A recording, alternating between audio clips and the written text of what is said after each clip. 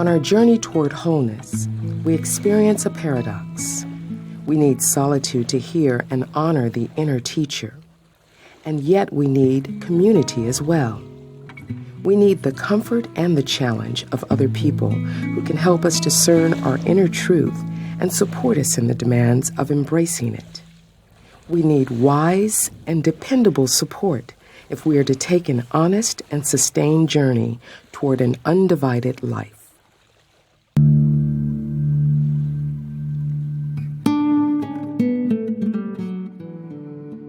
Once you've said that the soul has primacy or some kind of very fundamental and important role to play in human life, not only in individual life but in collective life, then you have to ask the question, how do we get access to that?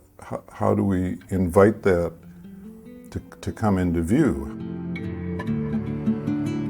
One of the challenges, I think, before me for many years was to try to understand what it might look like to educate the soul in the original meaning of that word educate, to invite out from within, to create a space in which the soul can put in an appearance and speak its voice and make its claim on our lives.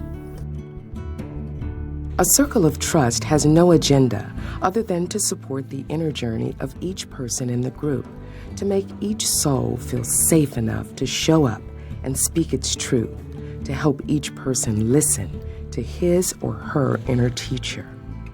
Unfortunately, in our culture, community too often means a group of people who go crashing through the woods together, scaring the shy soul away.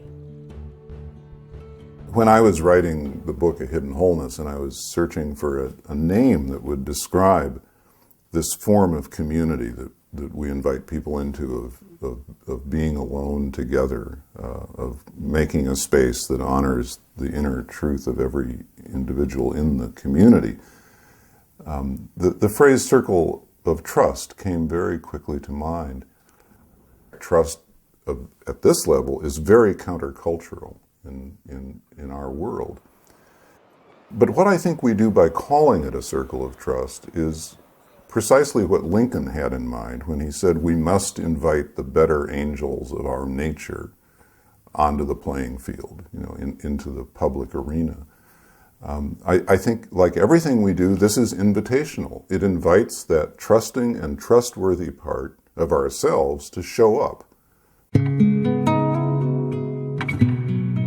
Community is vital in helping us develop a sense of true self, for only in community can the self exercise and fulfill its nature, giving and taking, listening and speaking, being and doing. Yet true self will show up only in communities that make it feel safe.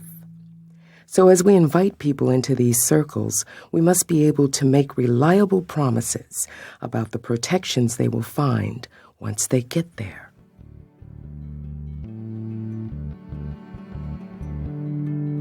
One of the promissory notes is we will establish the conditions here that will be hospitable to your soul, that will be welcoming to your soul, that your soul will find trustworthy. And we've operationalized that notion with all kinds of carefully thought out ground rules and all kinds of carefully thought out practices, so that what happens almost all the time is that this invitation to be a circle of trust becomes, in fact, a real circle of trust.